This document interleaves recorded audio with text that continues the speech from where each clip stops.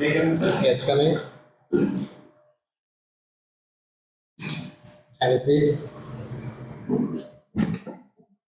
What is your name? Jefferson. Show me your CV.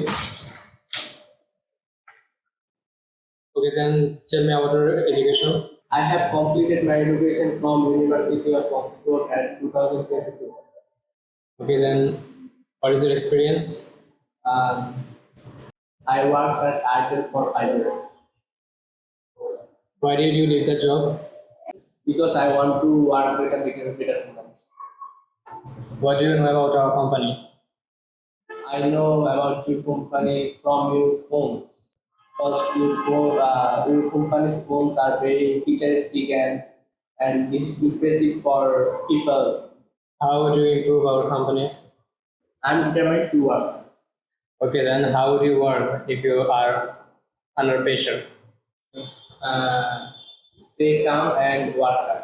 Okay, then why do you want to see yourself after 5 years? I want to see myself stable. Okay, you can go now. I will call you later.